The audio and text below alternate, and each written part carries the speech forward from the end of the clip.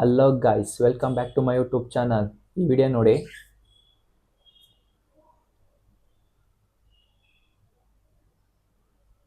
ಈ ಥರ ವಿಡಿಯೋ ಹೆಂಗೆ ಮಾಡೋದು ಅಂತ ನಾನು ಹೇಳ್ಕೊಡ್ತೀನಿ ನೋಡಿ.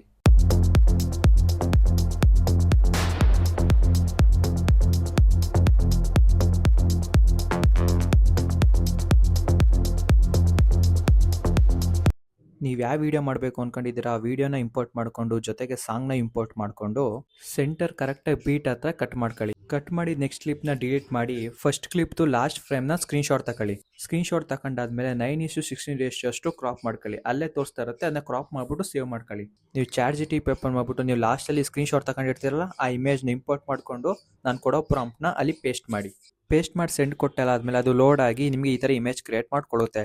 ಈ ಇಮೇಜ್ನ ನೀವು ಸೇವ್ ಮಾಡಿಕೊಂಡು ರಿಟರ್ನ್ ನಾವು ಕ್ಯಾಪ್ಕಟ್ಗೆ ಬಂದು ನಾವು ಎಡಿಟ್ ಮಾಡ್ತಿರೋ ವಿಡಿಯೋನ ಓಪನ್ ಮಾಡಿಕೊಂಡು ಪ್ಲಸ್ ಸಿಂಬಲ್ನ ಕ್ಲಿಕ್ ಮಾಡಿ ಇಮೇಜ್ನ ಇಂಪೋರ್ಟ್ ಮಾಡ್ಕೊಳ್ಳಿ. ನೆಕ್ಸ್ಟ್ ಇಮೇಜ್ನ ಝೂಮ್ ಇನ್ ಮಾಡಿ ಫ್ರೇಮ್ ಕರೆಕ್ಟಾಗಿ ಸೆಟ್ ಮಾಡಿ.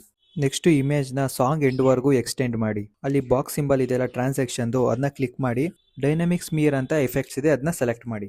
ಅದೇನಾರ ಸಿಗ್ಲಿಲ್ಲ ಅಂದರೆ ಸರ್ಚ್ ಆಪ್ಷನ್ಗೆ ಹೋಗ್ಬಿಟ್ಟು ಅಲ್ಲಿ ಡೈನಮಿಕ್ ಸ್ಮಿಯರ್ ಅಂತ ಸರ್ಚ್ ಮಾಡಿ ಸಿಗುತ್ತೆ. ನೆಕ್ಸ್ಟ್ ಇಮೇಜ್ನ ಸೆಲೆಕ್ಟ್ ಮಾಡಿ ಆ್ಯಡ್ ಎಫೆಕ್ಟ್ಸ್ಗೆ ಹೋಗಿ ಅಲ್ಲಿ ನಾವು ಶೇಕ್ ಎಫೆಕ್ಟ್ಸ್ನ ಆ್ಯಡ್ ಮಾಡಬೇಕು. ನೆಕ್ಸ್ಟ್ ಎಫೆಕ್ಟ್ ಸೆಟ್ಟಿಂಗ್ಸ್ ಅಲ್ಲಿ ಸ್ಪೀಡು ಮತ್ತು ಇನ್ಸೆಟ್ಟಿಂಗ್ಸ್ ಆದಷ್ಟು ಕಮ್ಮಿ ಇಡಬೇಕು. ಇಮೇಜ್ನ ಅನ್ಸೆಲೆಕ್ಟ್ ಮಾಡಿ ಎಫೆಕ್ಟ್ಸ್ಗೆ ಹೋಗಿ ಅಲ್ಲಿ ವಿಡಿಯೋ ಎಫೆಕ್ಟ್ ಸೆಲೆಕ್ಟ್ ಮಾಡಿಕೊಂಡು ಎನರ್ಜಿ ಎಫೆಕ್ಟ್ಸ್ನ ಆ್ಯಡ್ ಮಾಡಬೇಕು.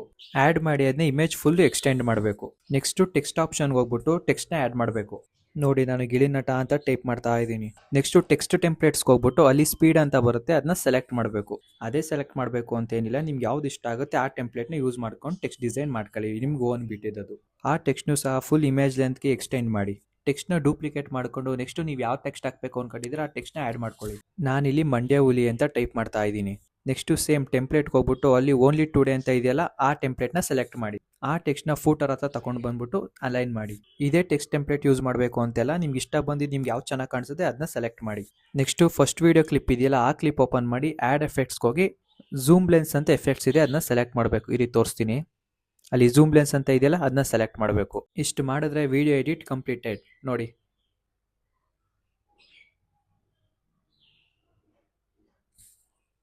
ನೋಡೋದಲ್ಲ ಫ್ರೆಂಡ್ಸ್ ವಿಡಿಯೋ ಹೆಂಗೆ ಎಡಿಟ್ ಮಾಡಿದೆ ಅಂತ. ನಿಮ್ಗೆ ವಿಡಿಯೋ ಇಷ್ಟ ಆಗಿತ್ತು ಅಂದರೆ ಲೈಕ್ ಮಾಡಿ, ಸಬ್ಸ್ಕ್ರೈಬ್ ಮಾಡಿ, ಆದಷ್ಟು ನಿಮ್ಮ ಫ್ರೆಂಡ್ಸ್ಗೂ ಶೇರ್ ಮಾಡಿ. ಅವ್ರಿಗೂ ಎಡಿಟಿಂಗ್ ಎಲ್ಲ ಆಸೆ ಇತ್ತು ಅಂದರೆ ಅವರು ನೋಡಿ. ಓಕೆ ಫ್ರೆಂಡ್ಸ್, ಬಾಯ್.